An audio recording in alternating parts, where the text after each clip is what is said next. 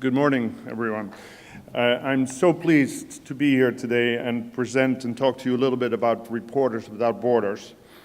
We are also known as, by our French name, Reporters Sans Frontières, or RSF. RSF is one of the world's leading NGOs for the promotion of press freedom. Now, press freedom, as you will appreciate, includes the freedom to report, write, broadcast news, but importantly, it also includes the freedom to distribute and sell news. So you're very much part of our mission. I'm a member of the executive committee and the board of directors of RSF, and I probably used to be, by way of introduction, I probably used to be a client of some of you way back when, and a difficult client at that, because 10 years ago I was the managing director of the Wall Street Journal Europe. So my belated apologies for the hassle of distributing a small circulation newspaper over such long distances across Europe. But I will always remember that you made an important contribution to what we at the Wall Street Journal used to call the Daily Miracle. So thank you very much, belatedly. I joined the RSF board about 4 years ago, and unfortunately I cannot say that the situation in press freedom has improved a great deal since then. In spite of all the good work that we do at RSF, the situation is rather dire, and if anything, it's getting worse. The purpose of my presentation is to tell you briefly what we do, why we do it, and how we do it. And it's also want to tell you about a few recent initiatives, including a planned partnership with your organization. So for starters, our mission statement is very simple: to promote freedom, pluralism, and independence of journalism, in particular by coming to the defense of those who embody these ideals. And obviously, that includes you and the companies that you represent. So our activities center around three main areas. We inform the public about violations of press freedom around the world. We do so to raise awareness and mobilize the public at large. And I will show you a few of our hard-hitting videos that help us raise this public awareness. Two, we lobby national and international authorities to promote freedom of information. And three, we protect and support journalists and their families, and we train journalists to keep themselves safe. RSF as an organization is headquartered in Paris. We have about a dozen offices around the world, about 60 employees. It's a NGO, a non-profit, obviously, and we operate a global network of some 150 correspondents who report basically as a specialized news agency in real time on issues of press freedom.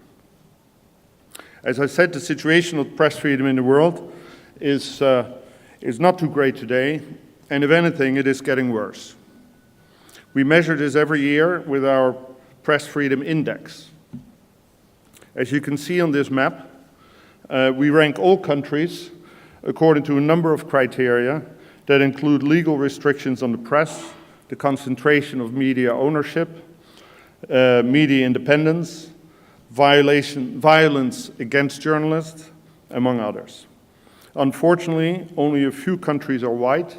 You can see they're mostly concentrated in Northern Europe, although Portugal is also white. Well done, Portugal.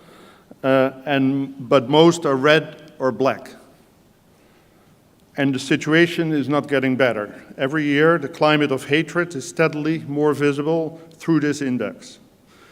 The hostility towards the media from political leaders is no longer limited to authoritarian regimes, countries such as North Korea, Turkey, and Egypt. There, obviously, the media phobia is now so pronounced that journalists are routinely accused of terrorism and are arbitrarily imprisoned. Unfortunately, it is now also more and more the case that democratically elected leaders don't see the media anymore as an essential underpinning of democracy. The United States, the country of the First Amendment, has fallen again in the index under Donald Trump, and it is now ranked number 45, leader of the Western world. As you probably know, President Trump frequently refers to journalists as enemies of the people, a phrase originally coined by Joseph Stalin. Also in our own area in Europe, verbal violence from politicians against the media has been on the rise. For instance, as you can see in this video, the Czech President Miloš Zeman turned up at a press conference with a fake Kalashnikov inscribed with the words "for journalists." This was only Prosím a year pěkně, ago. toto je samopal a račte se podívat. Na tom samopalu je vypálený nápis na novináře. In Slovakia, another example, which is now ranked 27th, then Prime Minister Robert Fico called journalists filthy anti-Slovak prostitutes. A Slovak reporter, Jan Kuciak, was shot dead in his home in February of this year. And just last week, it was reported that 3 people have been arrested in connection with his assassination with what appeared to have been a mafia killing. And this was just 4 months after another famous European journalist, Daphne Caruana Galizia, was killed by a targeted car bombing in Malta because she was investigating high-level corruption. Malta is another EU country, is now ranked 65 in our world index. And not surprisingly, journalists in conflict zones experience unprecedented danger.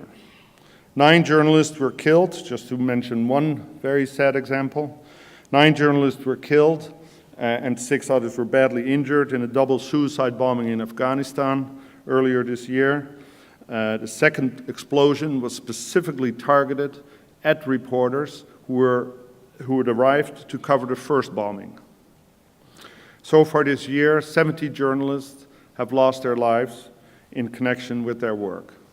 Last year was 75. So unfortunately, it looks like we might actually exceed last year's record. So in addition to this constant flow of information about violations of press freedom around the world, we lobby governments and international organizations to promote press freedom and protect journalists. Here you see Christophe Deloire, who is our Director General, addressing the UN Security Council in 2015. RSF has been coordinating the hashtag Protect Journalist campaign for the appointment of a special representative of the UN Secretary General for the protection of journalists. We are hopeful that this will happen in the not too distant future, even though budget cutting at the UN has slowed down this important project. One small victory at the United Nations was the adoption of a resolution last year about the safety of journalists by the General Assembly. And this resolution was particularly focused on the protection of women journalists in the world. So we tried to mobilize the public through some hard-hitting awareness campaigns. An example of this is a video that I will show you now. A video, several of which we have produced over the past few years. Quand je serai grand, je me ferai tabasser par l'armée. Da grande sarò minacciata di morte. Когда я вырасту, мне выстрелят в спину. Rahmoud بالتأنيث. Voy a ser torturada a muerte. 我将会坐11年的监狱。 Beni ömür boyu hapise tehdit edecekler.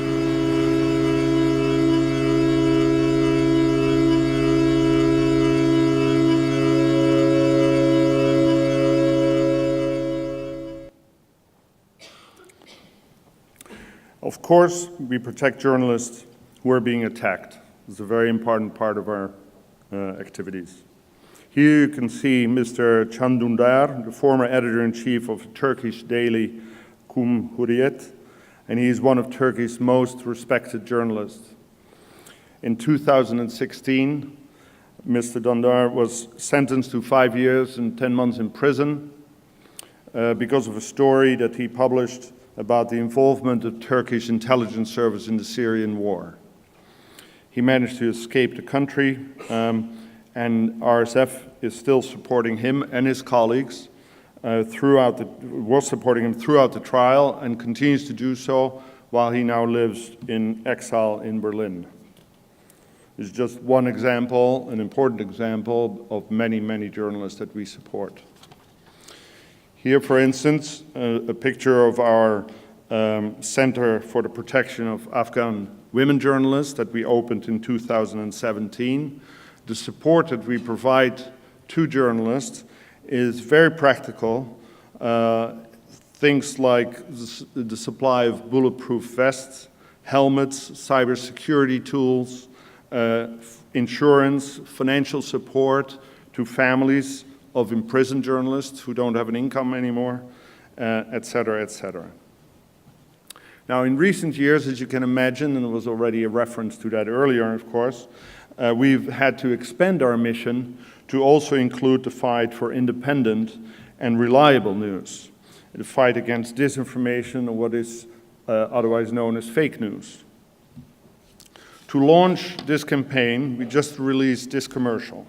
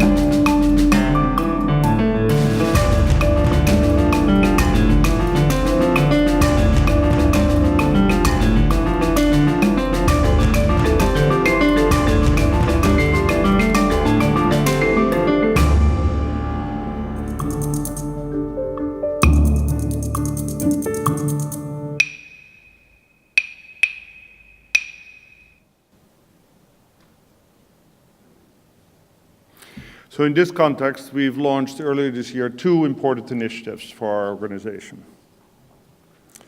The first one is what is called Journalism Trust Initiative. Together with several dozen media companies and expert individuals, we are trying to establish a set of universally accepted standards for media companies and journalists so that they can be recognized as trustworthy.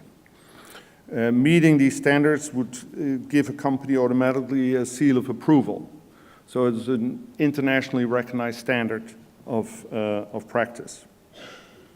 This is an attempt at self-regulation, which, as you can imagine, we much prefer to having governments or big social media companies like Facebook and Google decide what is real news and what is fake news.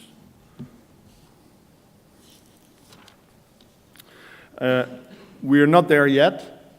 As you can imagine, it's not easy to get journalists to agree on what are the minimum standards of their accepted work practices and ethics. But here are a few examples of what is acceptable and what isn't. True journalism, reliable journalism requires that you have more than one source. You don't take orders from your bosses, from your business owners, or from your advertisers. You correct mistakes, et cetera, et cetera. And it is important to create a set of standards that people can then verify their own practices against. The second initiative is that last month in September, we established an international commission for information and democracy. This is a commission of 25 high-profile members, including Nobel Peace Laureate Shirin Ebadi, Nobel Economics Laureate Joseph Stiglitz and Amartya Sen, Peruvian novelist and Nobel Literature Laureate Mario Vargas Llosa, and Nigerian human rights lawyer Hawa Ibrahim, who is also a recipient of the European Parliament Sakharov Prize. So this commission has had its first meeting earlier this month, and the objective is to agree on a declaration on the importance of freedom and independence of information for the democratic development of nations.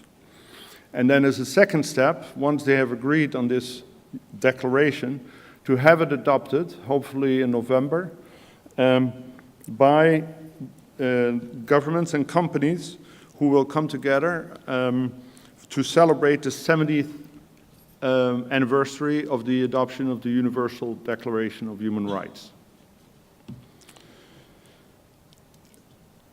The next video shows you what news would look like if we didn't have independent and trustworthy news.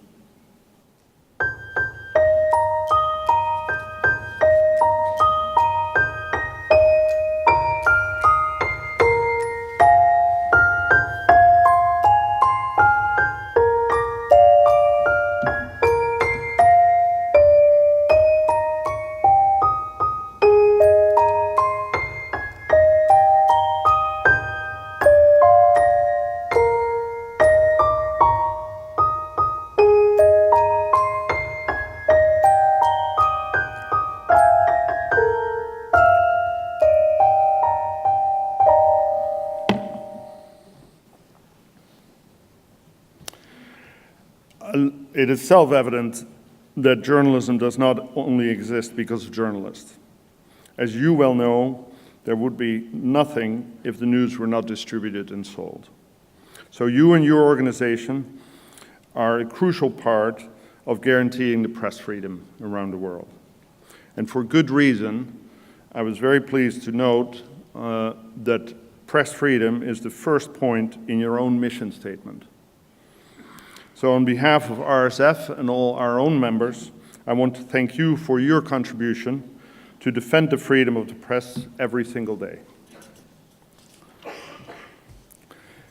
I also want to thank you for your contribution to the distribution of free of charge in France, Belgium, and Spain of our photo albums. We publish 3 or 4 photo albums every year. And the revenue that comes from the sale of these albums represent no less than 30% of our total budget. So it's a very important contribution that you make to that. Thank you, thank you, thank you. As I said, the distribution of news is an important part of the chain for press freedom. When one part of that chain is broken or attacked, the whole chain is gone. A recent example of this was the attack by a pro-Turkish government organization on the newsstands in France.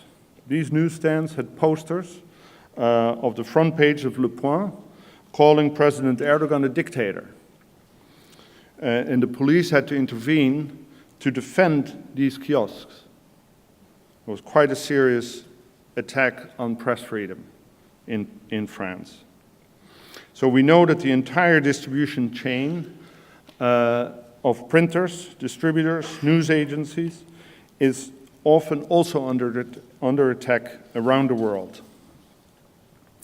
And it is against this background that we decided, together with Karine, to launch a joint RSF Distripress project for 2019.